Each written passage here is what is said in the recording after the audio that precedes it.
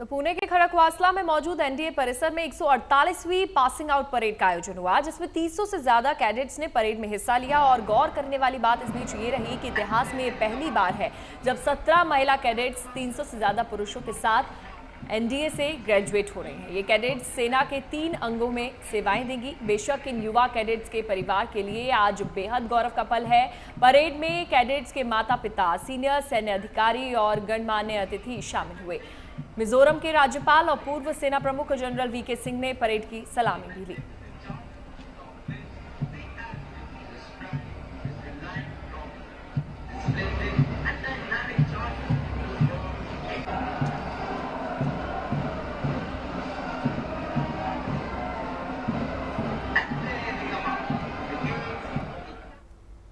तो रिटायर्ड सेना प्रमुख जनरल वीके सिंह ने परेड की सलामी ली। वो देश के 26वें सेना प्रमुख रह चुके हैं। उनके अलावा सेना के कई आला अधिकारी इस गौरवशाली पल के गवाह बने।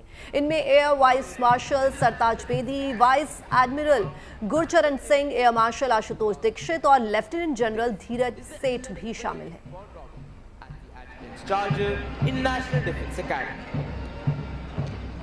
Leading the cadets onto the parade ground is Academy Cadet Captain Udayveer Singh Negi.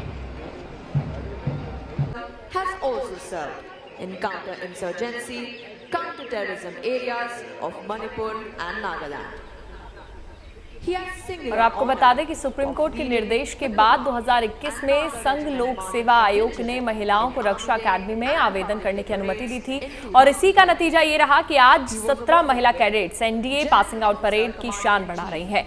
बेशक ये भारतीय सैन्य शक्ति के एक नए अध्याय की शुरुआत है, जब महिला कैडेट्स पुरुषों के साथ कंधे से कंधा मिलाकर राष्ट्र की रक्षा के लिए काम करने को तैयार है, तत्पर है।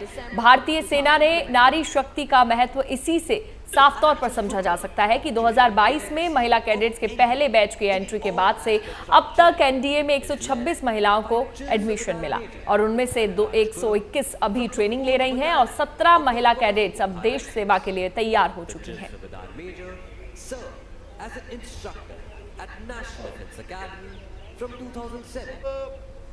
एनडीए से पास होने के बाद कैडेट अपने अपने सशस्त्र बलों की एकेडमी में एक और साल की ट्रेनिंग के लिए जाते हैं। यहाँ नए ऑफिसर्स को न सिर्फ शारीरिक बल्कि मानसिक और मनोवैज्ञानिक तौर पर मजबूती के साथ तैयार किया जाता है, ताकि वो हर तरह के हालात में कठिन से कठिन चुनौतियों का सामना कर सकें।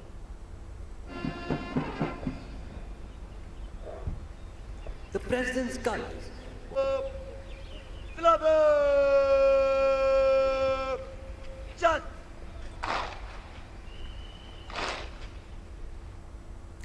तो एनडीए में आर्मी, एयरफोर्स और नेवी के ऑफिसर्स को एक साथ ट्रेनिंग दी जाती है। हर साल इस डिफेंस एकेडमी में कैडेट्स के 2 बैच स्नातक होते हैं और ऐसे में एनडीए में दाखिले के लिए युवाओं को हर साल संघ लोक सेवा आयोग यानी कि यूपीएससी के जरिए होने वाली परीक्षा को पास करना होता है। परीक्षा पास करने के बाद पुणे के खड़कवासला नेशनल डिफेंस एकेडमी में एडमिशन मिलता है और फिर शुरू होती है इन कैडेट्स की अग्नि परीक्षा और फिर 3 साल बाद ग्रेजुएट होते हैं और फिर होती है पासिंग आउट परेड। तो इस साल की ये पासिंग आउट परेड इसलिए भी खास है क्योंकि इस साल करीब 17 महिलाएं एनडीए से पास होकर निकल रही हैं। सबसे पहले आपको बता दें कि पुणे में इस बार एनडीए की 148वीं पासिंग आउट परेड का आयोजन हुआ। पासिंग आउट परेड में 339 कैडेट्स ने हिस्सा लिया और ये पहली बार है जब महिला कैडेट्स एनडीए की पासिंग आउट परेड में शामिल हुई हैं। और पासिंग आउट परेड में 339 कैडेट्स में 17 महिलाएं शामिल हैं। तो 2022 में शामिल महिला कैडेट्स का पहला बैच एनडीए में शामिल हुआ है। दरअसल 2021 में सुप्रीम कोर्ट ने महिलाओं को एनडीए परीक्षा देने की अनुमति देने का आदेश दिया था, जिसके बाद महिलाओं की एंट्री एनडीए में शुरू हो गई। और बिल्कुल 2022 से अब तक एनडीए में 126 महिलाओं को एडमिशन भी मिला है। 121 महिलाएं देश के 17 राज्यों से हैं, उनमें से सबसे ज्यादा हरियाणा कैडेट्स हैं। करीब 35 महिला कैडेट केवल हरियाणा से हैं। उसके बाद उत्तर प्रदेश की 28, राजस्थान की 13 और महाराष्ट्र की 11 हैं। दक्षिण राज्यों में कर्नाटक के 1 कैडेट के अलावा केरल की 4 कैडेट भी एनडीए में शामिल हुई हैं। तो देश की बेटियां अपने बुलंद हौसले और जज्बे के साथ आगे बढ़ रही हैं। ऐसे में देश का नाम रोशन वो कर रही हैं। जहां एनडीए में बेटियों ने परचम लहराया, तो वहीं 8 महीने के लंबे समुद्री सफर में इतिहास रचकर देश 2 बेटी वापस लौटी हैं देश की। और हम बात कर रहे हैं भारतीय नौसेना की, वो 2 महिला अधिकारी लेफ्टिनेंट कमांडर रूपा और लेफ्टिनेंट कमांडर दिलना की।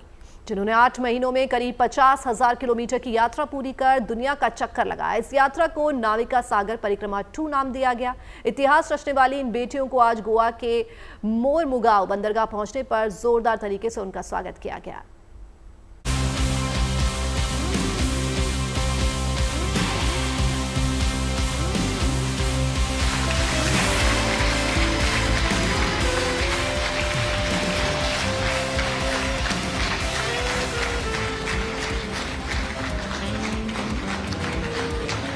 And here they are, reporting completion of the mission to the Honorable Raksha Mantri.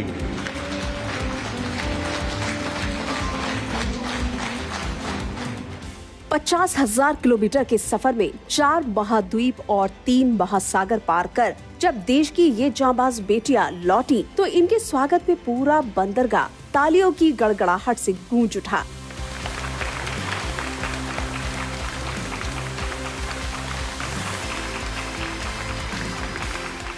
ये तस्वीरें गोवा के मोरमुगांव बंदरगाह की है, जहां इन बेटियों के लौटने पर फ्लैगिंग सेरेमनी हुई, जिसका मतलब इस यात्रा के औपचारिक समापन से है। इस खास मौके पर वहां रक्षा मंत्री राजनाथ सिंह भी मौजूद रहे, जिन्होंने भारतीय नौसेना की लेफ्टिनेंट कमांडर रूपा और लेफ्टिनेंट कमांडर दिलना का स्वागत किया। Reporting completion of the mission to the Honorable Raksha Mantri.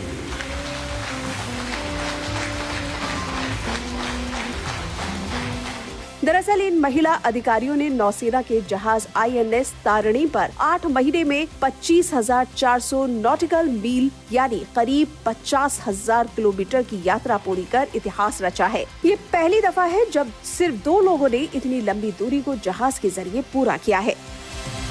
Yes, we made it. My mother and my husband, Commander Danesh, you both held me really strong.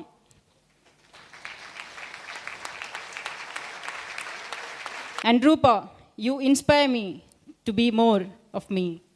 And you and me, I think we can do wonders.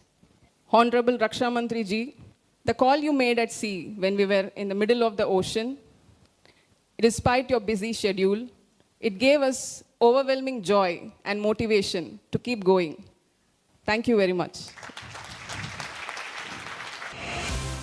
Lieutenant commander Rupa A और lieutenant commander दिलना के ने ये यात्रा पिछले साल 2 अक्टूबर को गोवा के naval ocean selling note से शुरू की थी, जिसे नाविका सागर परिक्रमा 2 का नाम दिया गया था। 50,000 किलोमीटर की ये लंबी यात्रा इनके लिए बिल्कुल भी आसान नहीं थी, क्योंकि इस सफर के दौरान तेज हवा, बवंडर और ठंडी हवा का सामना इन्हें करना पड़ा। आपको याद होगा जब आप दोनों समुद्र में थी तो मैंने कहा था मैं बेसब्री से आपका इंतजार कर रहा हूं, और जब आप यहाँ दोनों वापस लौटेंगी तो मैं खुद आकर आपका स्वागत करूंगा। इस तरह के जो एक्सपीरियंसेस होते हैं वो रोजाना नहीं हुआ करते और हर कोई इसे कर भी नहीं पाता। इसके लिए जो ग्रिट चाहिए, जो डिटर्मिनेशन चाहिए और मेंटल और फिजिकल स्ट्रेंथ चाहिए, उसे आसानी से हर व्यक्ति प्राप्त नहीं कर सकता। जिस पर ईश्वर की कृपा होती है उसे ही प्राप्त होता है। नाविका सागर परिक्रमा 2 यात्रा का मकसद देश की समुद्री ताकत और नौसेना की मजबूती को दिखाना था। इस अभियान का नारा था साहसी दिल अपार समुद्र, जिसे नारी शक्ति ने साकार कर दिखाया है, जो ये भी दिखाता है कि देश की बेटियां साहस, समर्पण और कौशल में किसी से कम नहीं है। पॉइंट न्यूमो दुनिया का, मुझे नहीं पता था इससे पहले, दुनिया का सबसे रिमोट समुद्री स्थान है। उसको पार करके आपने एक वर्ल्ड रिकॉर्ड बनाया है। और जैसा कि लेफ्टिनेंट कमांडर रूपा ने कहा कि they have lived all their 7 lives in last 8 months. मैंने भी जब इनसे भी कभी बातचीत की, इनमें सिर्फ स्किल ही नहीं बल्कि अटूट समर्पण, मेहनत और जीत का जुनून देखा, जो इंडियन नेवी की पहचान है। रूपा और दिलना ने ना सिर्फ नारी शक्ति बल्कि भारत शक्ति को भी एक नया रूप दिया है। बड़ी बात यह है कि अपनी इस यात्रा के जरिए लेफ्टिनेंट कमांडर रूपा और लेफ्टिनेंट कमांडर दिलना ने अपनी हिम्मत, धैर्य और काबिलियत से देश की नारी शक्ति का मान बढ़ाया है। गोवा के मोरमुगांव बंदरगाह से Ritesh Desai, bureau report, good news today. Reporting completion of the mission to the Honorable Raksha Mantri.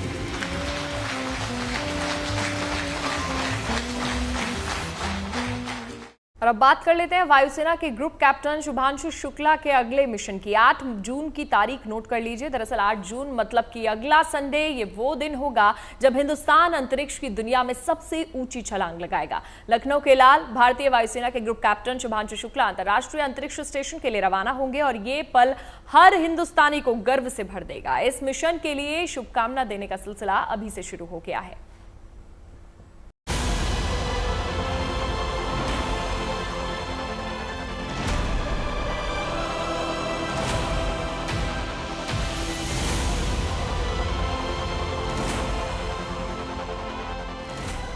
अंतरिक्ष में हिंदुस्तान की सबसे ऊंची उड़ान का काउंटडाउन शुरू हो चुका है।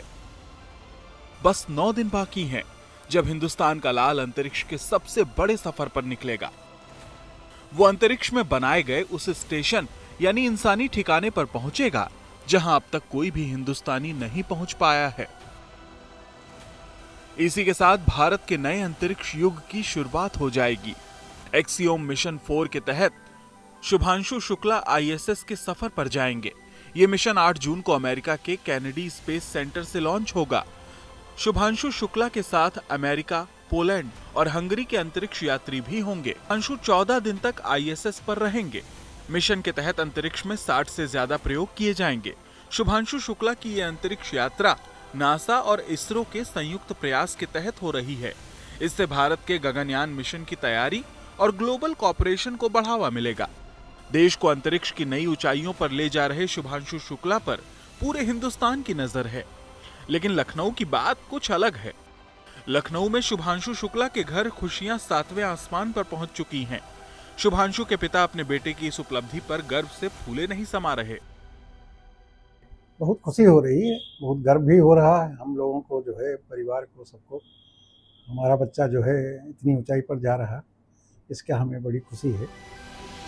मां आशा शुक्ला का कहना है कि उन्हें हमेशा लगता था कि उनका बेटा एक न एक दिन अंतरिक्ष के सफर पर जरूर जाएगा। मां आशा शुक्ला की आंखों में गर्व के साथ साथ ममता के आंसू भी हैं। अनमोल पल तो है ही, जिसका बच्चा ऐसा नगीना निकले तो उसके लिए तो अनमोल पल होगा ही होगा। हाँ, हमारा बच्चा निकला है, नगीना बन के निकला है। दुनिया पूरा इसको देख रही, याद कर रही पूरी दुनिया। पूरे भारत में हर जगह उसका नाम रोशन हो रहा है। गली मोहल्ले में, घर परिवार में सब इतना खुश हैं, बहुत ज़्यादा गौरव महसूस कर रहे हैं। तो अपने को तो और ज़्यादा अच्छा लगता है। बहुत बड़ी अचीवमेंट है। 40 साल बाद भारत से कोई सिलेक्शन हुआ है जो बाहर जा रहा है इस काम के लिए। तो ये अपने आप में ही एक है। अगर हम केवल इंडिया को ही लेते हैं तो इतनी पॉपुलेशन है, 1.4 बिलियन की पॉपुलेशन है, उसमें से एक आदमी सेलेक्ट होता है। एंड उन्होंने बहुत मेहनत करी है इसके लिए, तभी उनका सिलेक्शन हुआ है वहाँ तक पहुँचने के लिए। एंड ये अपने आप में भी बहुत बड़ी बात है। 10 अक्टूबर 1985 को जन्मे शुभांशु शुक्ला का चयन 16 साल की उम्र में ही एनडीए में हो गया था। शुभांशु शुक्ला भारतीय वायुसेना में ग्रुप कैप्टन हैं और इसरो के गगनयान मिशन के लिए चुने गए 4 अंतरिक्ष यात्रियों में से एक हैं। शुभांशु के पास 2000 घंटे की उड़ान का अनुभव है। वो Sukhoi 30 MKI, MiG-21, MiG-29, Jaguar जैसे लड़ाकू विमानों को उड़ा चुके हैं। शुभांशु आईएसएस पर जाने वाले पहले भारतीय होंगे और 1984 में राकेश शर्मा के बाद अंतरिक्ष जाने वाले दूसरे भारतीय। यूपी के मुख्यमंत्री योगी आदित्यनाथ ने शुभांशु को इस ऐतिहासिक उपलब्धि के लिए बधाई दी है। एक्स पर सीएम योगी ने लिखा, प्रभु श्री राम की धरती से अंतरिक्ष की ओर। उत्तर प्रदेश के लाल ग्रुप कैप्टन शुभांशु शुक्ला को ऐतिहासिक एक्सियोम 4 मिशन के लिए शुभकामनाएं। ये संदेश न सिर्फ शुभांशु के लिए बल्कि हर उस युवा के लिए प्रेरणा है जो बड़े सपने देखता है। शुभांशु शुक्ला की ये यात्रा सिर्फ एक अंतरिक्ष मिशन नहीं बल्कि लाखों भारतीयों के लिए एक प्रेरणा है।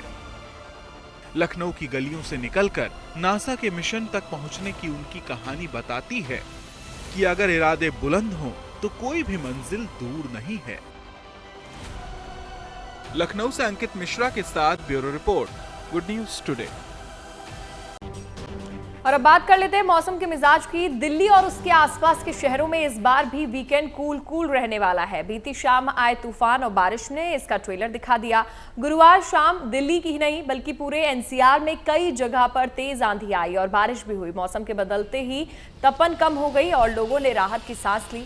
अब अगले 2 दिन यानी कि वीकेंड भी ऐसा ही कूल रहने के आसार है। मतलब लोग गर्मी की परवाह किए बिना आराम से अपने घरों से बाहर घूमने निकल सकते हैं। यानी मई की विदाई और जून का आगाज सुहाने अंदाज में अब होगा। तो ये तस्वीरें देखिए आप। अभी कुछ समय पहले ही दिल्ली एनसीआर में तेज आंधी और बारिश आई और एक ठंडी राहत लोगों को मिली। दिल्ली एनसीआर में तेज हवाएं चली। अब ऐसे में कहा जा रहा है कि अब भी कुछ दिनों तक बारिश रहने के आसार हैं। वीकेंड कूल रहने वाला है। बारिश तूफान का अलर्ट दिल्ली एनसीआर में जारी कर दिया गया है। बादलों के साथ अब मई की विदाई हो चुकी है, जून का आगाज हो गया है। अब ये वीकेंड कूल रहने का आसार जताया जा रहा है।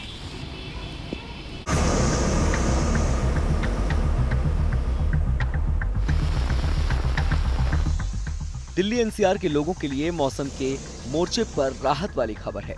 मई महीने में दिल्ली एनसीआर के लोगों का सामना आए दिन आंधी तूफान और बारिश से हुआ। वहीं इस महीने का अंत भी बारिश और आंधी के साथ होने वाला है। मतलब ये कि दिल्ली एनसीआर के लोगों के लिए वीकेंड कूल रहने वाला है।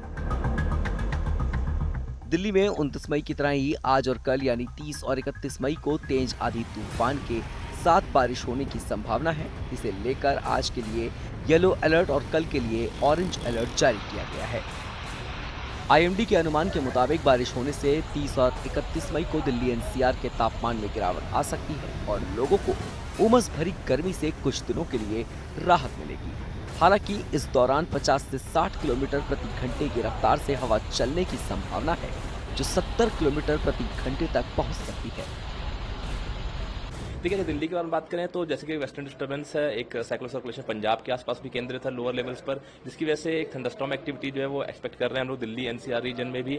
तो उसके लिए आज के लिए जो है वो लाइट रेनफॉल साथ में थंडरस्टॉर्म एक्टिविटी हो सकती है, गस्टी विंड हो सकती है, 40-50 किलोमीटर तक की विंड स्पीड हो सकती है। और कल जो है light to moderate rainfall activity हो सकती है दिल्ली एनसीआर रीजन में। इसके साथ साथ थंडरस्टॉर्म एक्टिविटी हो सकती है। हवा गति कल थोड़ी सी और तेज भी होने की संभावना है, 50 से 60 किलोमीटर से लेकर गस्तें 70 किलोमीटर प्रति घंटे की हो सकती है। ज्यादातर अनुमान यही है कि बादल छाए रहने की संभावना है और तापमान जो अधिकतम तापमान है वो भी 36 से 39 डिग्री सेंटीग्रेड के बीच में पूरे सप्ताह के दौरान रहने की संभावना है। आज दिल्ली के कई इलाकों में बारिश की संभावना है। इस दौरान अधिकतम तापमान 39 डिग्री सेल्सियस और न्यूनतम तापमान 28 डिग्री सेल्सियस रहने का अनुमान है। मौसम विभाग के मुताबिक गाजियाबाद और नोएडा में भी आज आंशिक रूप से बादल छाए रहेंगे। इस दौरान हल्की बारिश होने के आसार हैं। मौसम वैज्ञानिकों के मुताबिक इस साल मई का महीना दिल्ली एनसीआर के लोगों के लिए राहत भरा रहा। अब इसकी विदाई भी इसी अंदाज में होने वाली है। आईएमडी के मुताबिक जून के महीने में दिल्ली एनसीआर समेत देश के ज्यादातर हिस्सों में तापमान सामान्य से कम ही रहेगा। हीट वेव चलने की भी कोई संभावना नजर नहीं आ रही है। प्रचंड गर्मी का भी कोई अनुमान नहीं लगाया जा सकता, क्योंकि जून का महीना मॉनसून को लेकर आता है। Bureau report, good news today. और अब बात कर लेते हैं गुजरात की, जिन्हें गर्मी की चुभन से बचाने के लिए जयपुर के हाथी गांव में विशेष इंतजाम किए गए हैं। पानी की विशेष व्यवस्था से लेकर खाने पीने का खास प्रबंध किया गया है। हाथियों को तरबूज, खरबूज जैसे मौसमी फल खिलाए जा रहे हैं ताकि उनका शरीर हाइड्रेट रहे।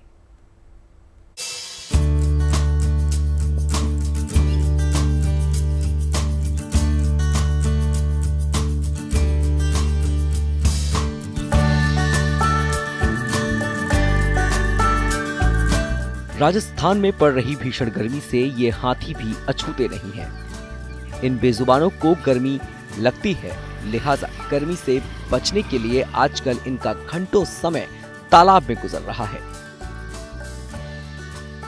जयपुर का ये हाथी गांव है, जहां बड़ी संख्या में हाथी मौजूद हैं। यहीं से हाथी आमेर किले में पर्यटकों को घुमाने के लिए भेजे जाते हैं। लेकिन इस गर्मी में सैलानी भी आमेर किले नहीं आ रहे हैं, तो इनके पास भी वक्त भरपूर है। लिहाजा भीषण गर्मी से राहत पाने के लिए ये अपना ज्यादातर वक्त तालाब में पानी से खेलते कूदते गुजारते हैं।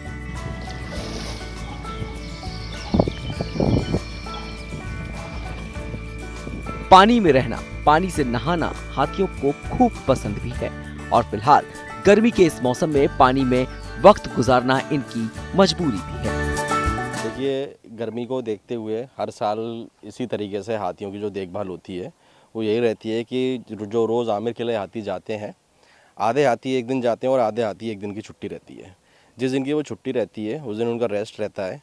रेस्ट वाले दिन वो सारे हाथी नदी तालाब, जो आपके पीछे देख ही रहे हैं आप, इधर हाथी अपना तालाब के अंदर सुबह दोपहर शाम जब भी इनको थोड़ी थोड़ी देर मावत खाना खिलाने के बाद लेकर आता है तालाब के अंदर। तालाब में ये नहाते हैं। पानी से इनको बहुत ज़्यादा ठंडक मिलती है और ये नहाते, सुबह भी नहाते हैं, फिर दोपहर में भी नहाते हैं और शाम को भी नहाते हैं तालाब के।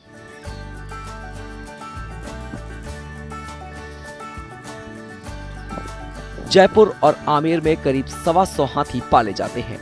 हर एक हाथी को दिन में 3 बार में करीब 200 लीटर पानी पिलाया जाता है। इसके अलावा उन्हें नहलाने के लिए भी पानी की व्यवस्था की जाती है।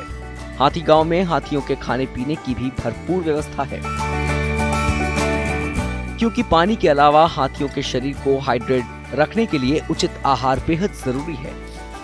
इन दिनों हाथियों को तरबूज, खरबूज, गन्ने जैसे मौसमी फल खूब खिलाए जा रहे हैं, जिससे उनके शरीर का तापमान सामान्य रह सके।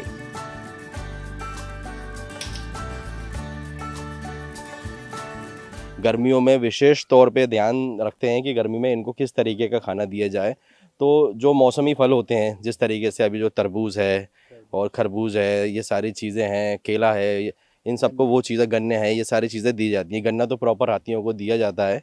रोज़ इनकी जो डाइट होती है उसके अंदर गन्ना इनके मुख्य रूप का खाना होता है। और उसके साथ साथ गर्मियों में जो फल हैं और ठंडी चीज़ें हैं, रंचका है, वो सारी चीज़ें इनको दी जाती हैं। एक हाथी की 250 से 300 किलो तक खाना है इसका एक दिन का, जिसमें चावल है, ज्वार है, गन्ना है, वाटरमेलन है, ये चीज़ें इसके लिए रोज़ दी जाती हैं।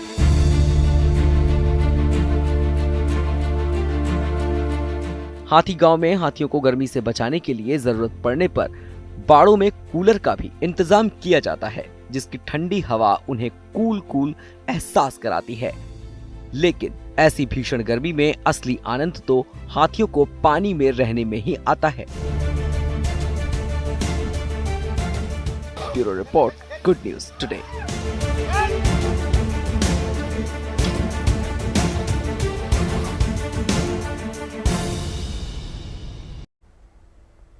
केंद्रीय मंत्री नितिन गडकरी की पत्नी कंचन गडकरी ने नागपुर के धापेवाड़ा के अपने भक्ति फार्म में बल्चिंग पेपर टेक्निक का उपयोग करके 800 ग्राम से 1 किलोग्राम वजन वाले ऑर्गेनिक प्याज का सफल उत्पादन किया है।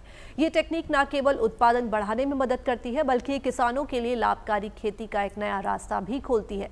दरअसल केंद्रीय मंत्री Nitin Gadkari social media platform x पर एक वीडियो शेयर उन्होंने किया। ये वीडियो 2 मिनट 40 सेकंड का है। इस वीडियो में उन्होंने अपने फार्म को दिखाया।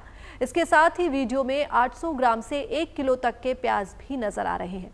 वीडियो में बताया गया है कि 2.5 किलो के बीज को 1 एकड़ खेत में लगाया। पहले 45 दिन तक नर्सरी तैयार की गई, उसके बाद पौधों की बेडस पर ट्रांसप्लांटिंग की गई और डबल ड्रिप इरिगेशन सिस्टम का इस्तेमाल किया गया। साथ ही बायो ऑर्गेनिक फर्टिलाइजर भी डाला गया, जिससे पौधे स्वस्थ और मजबूत हों। तो इन तमाम खबरों के बाद शुभ समाचार में आज के लिए बस इतना ही। बाकी की देश और दुनिया की तमाम खबरों के लिए आप बने रहिए गुड न्यूज टुडे पर। नमस्कार।